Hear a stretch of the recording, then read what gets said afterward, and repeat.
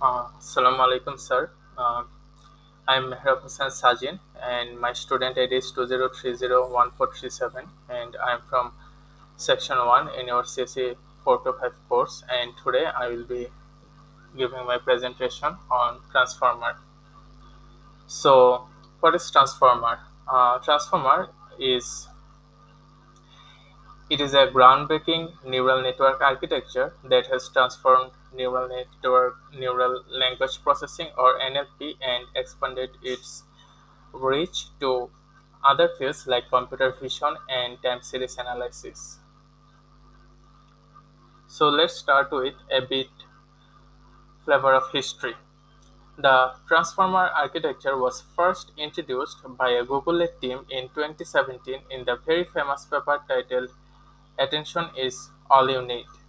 This paper marked a significant breakthrough in NLP, showcasing how transformers could outperform traditional models, especially in tasks that involve sequences like translation and summarization. So, how exactly do transformers work?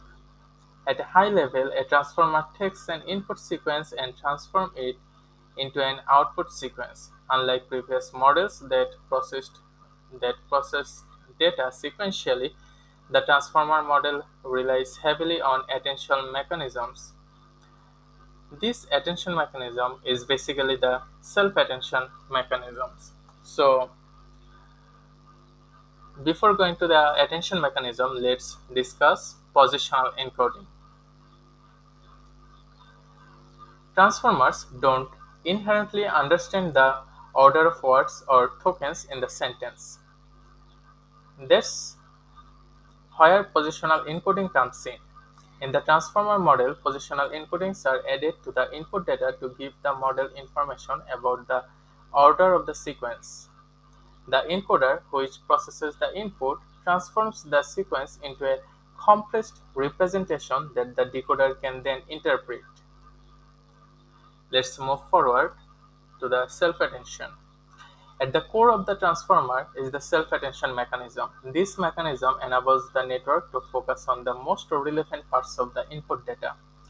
Think of it as a way for the model to pay attention to certain words in a sentence more than others. For example, if the input sentence is "the cat sat on the mat," the self-attention layer helps the model focus on the word cat when predicting what would be the next word, "sat," while paying less attention to unrelated parts of the sentence like "maybe met." In this way, basically self-attention mechanism works by focusing to the main word of a sentence. So let's discuss the self-attention layers. Transformers actually use multi-head self-attention, which splits the input into multiple heads. Each head focuses on different parts of the sentence, allowing the model to capture a wide range of relationships in the data. There are two types of attention layers: normal multi-headed self-attention, which compares all words in the sentence with one another, and secondly, masked multi-headed self-attention, which compares only the words that come before current word in the sequence. So, what is next? Next, we'll discuss about decoder. The decoder plays a crucial role in producing the final output. It's very similar to the encoder but with an additional layer of multi-head attention that operates over the output of the encoder. The decoder fuses the compressed encoder output with the target sequence to generate predictions. So these are the core architecture of transformers. Now let's discuss about the pros and cons of attention. Long-term dependencies, will start it with that. So traditional recurrent neural networks or RNNs including variants like long short-term memory LSTM and gated recurrent unit GRU are prone to the issue of long-term dependencies where the model's ability to retain information weakens over time. Attention mechanism helps mitigate this problem by enabling the model to directly access any point in the input sequence, thereby preserving the overall context. Moving forward, parallelization. Unlike RNNs, which require sequential computation, attention-based models such as transformer architectures can process all tokens in the input sequence in parallel. This makes them more computationally efficient and scales better with current hardware accelerators. Moving forward to interpretability. Attention provides a certain degree of interpretability as it highlights the parts of the input that the model considers most important for producing a particular output. The attention map can help us understand what the model is thinking. Now let's talk about global context. In convolutional neural networks, CNNs, the receptive field is typically local and depends on the kernel size, potentially loading to the loss of border context. Attention, with attention, each output token can take into account information from every token in the input sequence, thus preserving the global context. Lastly, improved performance.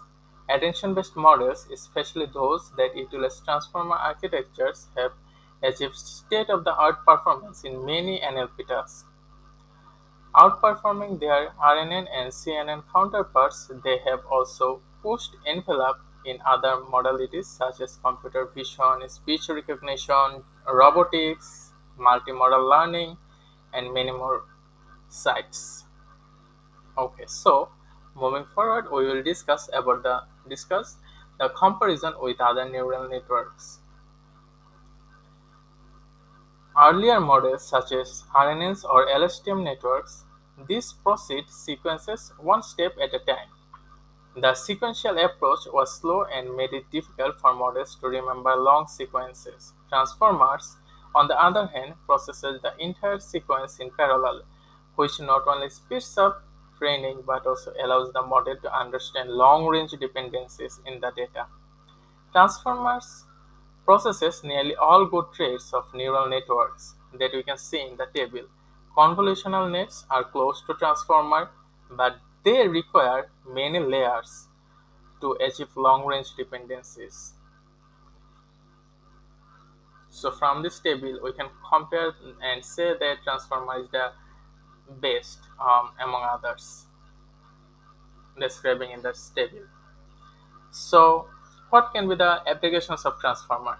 The most well-known applications of transformers are in NLP is models like BERT and GPT, which are based on transformer architecture, have set new benchmarks in tasks like translation, summarization, and question answering.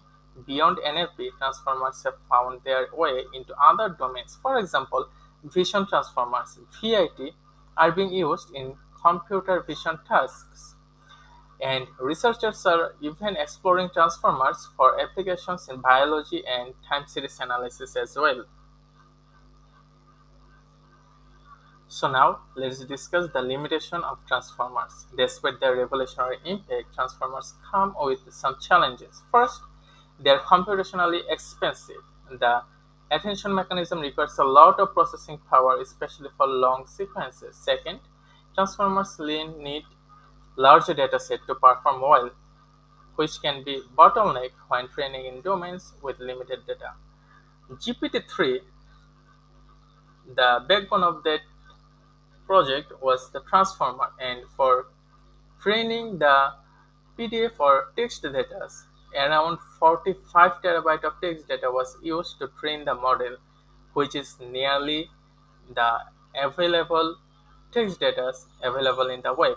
So you can imagine the huge size of the dataset.